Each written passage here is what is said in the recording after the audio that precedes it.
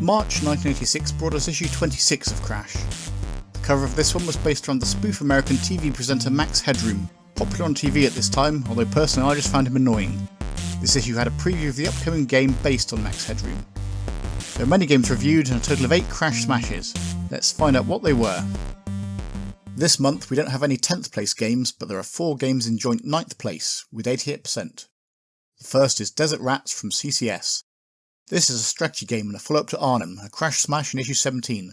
Like Arnhem, it's based on World War II, but this time set around the conflict in North Africa. Crash noted that although the game is similar to Arnhem, the author had not rested on his laurels, but improved the battle sequences which are faster and more realistic.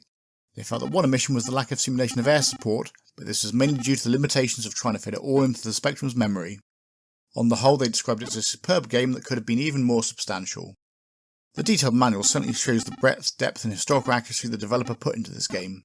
The number of scenarios, the ability to play at each at what is effectively a different skill level, and the ability to play as either side will give this game huge longevity for the strategy fan. Definitely not a quick game, with the longest scenario lasting up to 624 turns. Not one for the casual gamer, but for the strategist that likes historical accuracy, this is great. Next, in 9th place with 88% is Cosmic Wartoad from Ocean. You take the role of Cosmic Wartoad with a mission to rescue the Queen of the Wartoads by moving between time voids, defeating antagonists and collecting items. Crash described this as a neat game with sub-games that may be mindless but are still good fun. They found the main sprite to be cleverly animated, though a little colourless.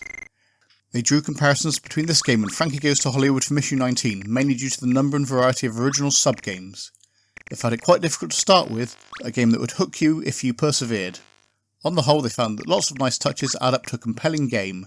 It's a game that definitely has a style that is distinctly ZX Spectrum. Presentation, animation, graphics and sound are all very good, it's just the overall gameplay that falls a little bit short.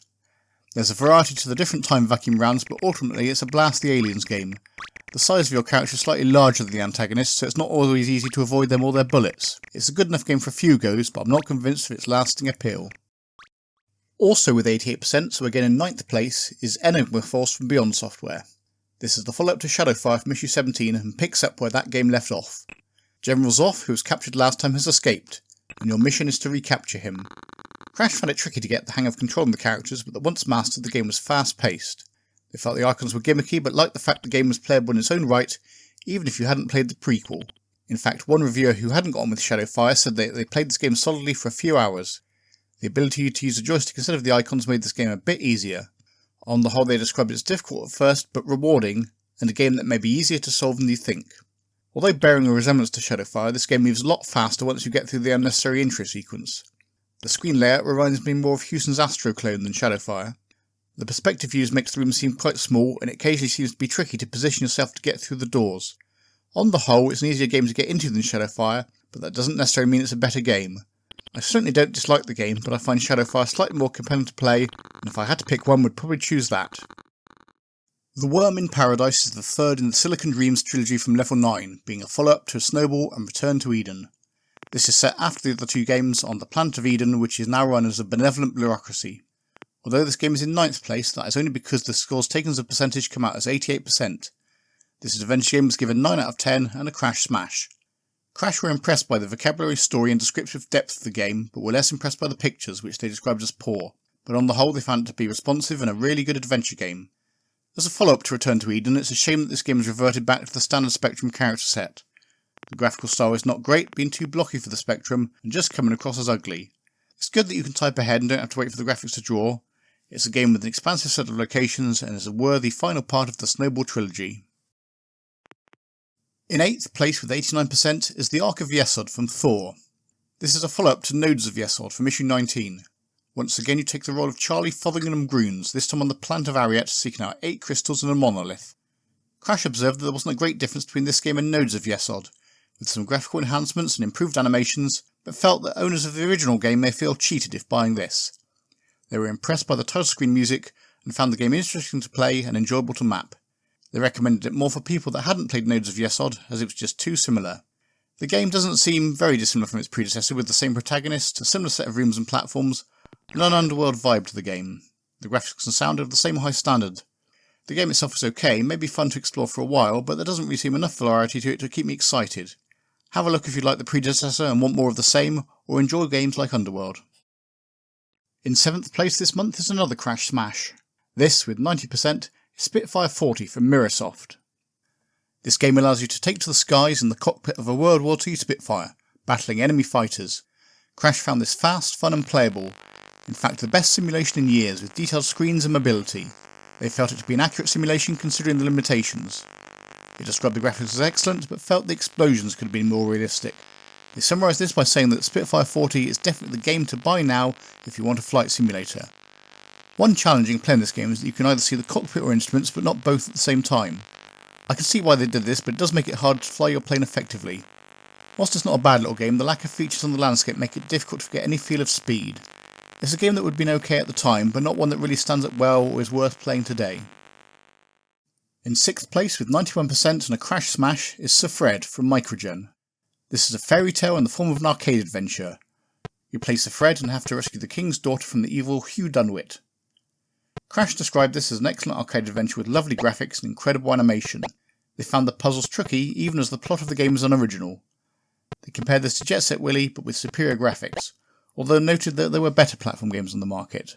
For Microgen it was an interesting departure from the Wally games, but still had the usual Microgen attention to detail. Crash recommended it to anyone that enjoyed the Wally games but wanted to try something more advanced. I'm certain I played this back in the day and was more impressed then than I am now. A reasonable tongue-in-cheek castle exploration game, but just seems very sluggish and slow by today's standards. The game is quite colourful and of course that means regular colour clash. It puts me somewhat in mind of Jasper from issue 10, maybe because of the rope swinging mechanics, but it just doesn't have the responsiveness or fun of the classic platform games such as Jet Set Willy. Give it a go if you enjoy arcade adventure platform games, but I don't think I'll play this again. In 5th place, another Crash smash. An adventure with a 9 out of 10 score but an average of 92% is The Lord of the Rings from Melbourne House. This is a text adventure based on the first book of Tolkien's Lord of the Rings trilogy, and a follow-up to The Hobbit. Crash had a number of negative things to say about the game. They found the game slow, the prose strangely stilted and the humour dubious. They criticised the pictures for appearing infrequently, and felt that they were nothing to get excited about. But nevertheless, Melbourne House had made a courageous and worthwhile effort in bringing such a monstrous project to fruition. They found the computer's habit of intelligently keeping the action moving along when you're not controlling things was one of the perfectly enchanting aspects of the game.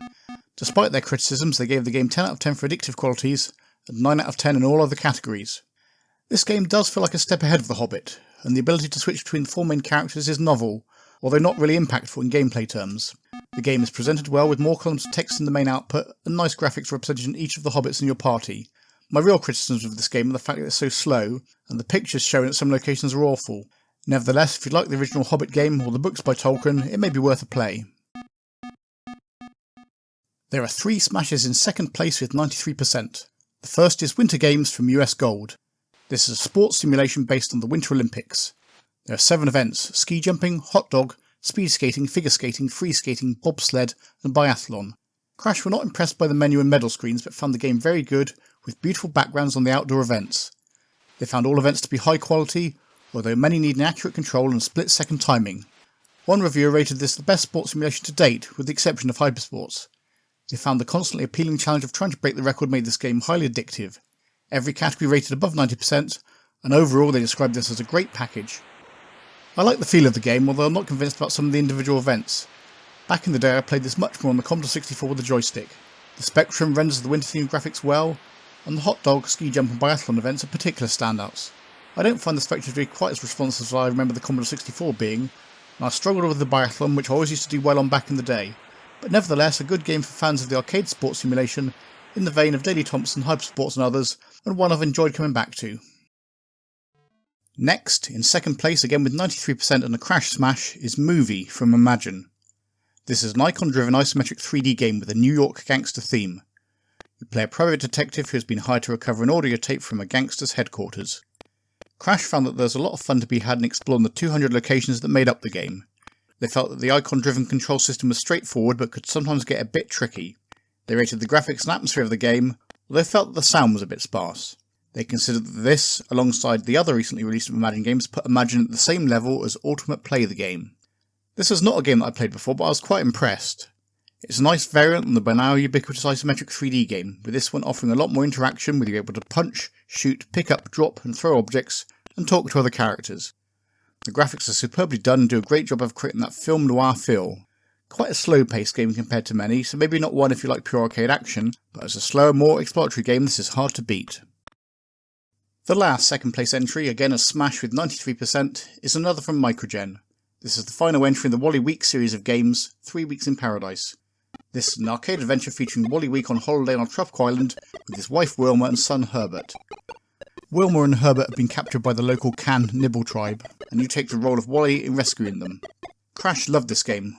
Although this was the 5th Wally Week game, and one reviewer was preparing to give it a bad review, they found the game actually very good. They described the graphics as excellent, and the puzzles as more devious than the previous games in the series. They found the packaging colourful and neat, and summarised it as another game for Wally fans everywhere. Although I was a huge fan of the first 3 Wally Week games, I'd never played this before. It certainly stands up well alongside those 3, and is far superior to Herbert's dummy run. Although it feels that Wally moves at a slower pace than Pyjamarama, the way in which he walks in front of some objects and behind others adds greatly to the feel of the game. The graphics are superbly drawn and the sounds are atmospheric. I've not made much progress with the game yet, so I can't comment on the difficulty of the puzzles, but it's a game I look forward to playing more. Finally, in first place we have Their Finest Hour from Century Communications. This not only received a smash, but a score of 96%. This is an icon-driven simulation of the World War II Battle of Britain, programmed by the developer of the 4th Protocol from issue 19. Crash didn't know where to start praising the game as it excelled in so many areas. They liked the packaging, which not only gave instructions, but a history of the events leading up to the battle, and guidelines on play. They liked the pulse rate feature, which could be used to set the speed, and therefore difficulty of the game. They found the icons neat, with all possible actions laid out before you. They describe this as a brilliantly implemented simulation which does full justice to those historic events it represents, and summarised it as the finest wargame currently available for Spectrum owners. Although a strategy game, this takes a very different approach from the usual Battlefield type games that were common on the Spectrum. You control many bases across southern England, firstly choosing a plan of defence, then proceeding to a battle. The icon-driven controls are good once you've got used to them and the information is laid out well. However, I'm not sure this should have been the highest rated game of the month. It's not bad, but Movie and 3 Weeks in Paradise are the games that are remembered 40 years later. If you have enjoyed this, please like and subscribe to see more videos about retro games from Norlogic Retro.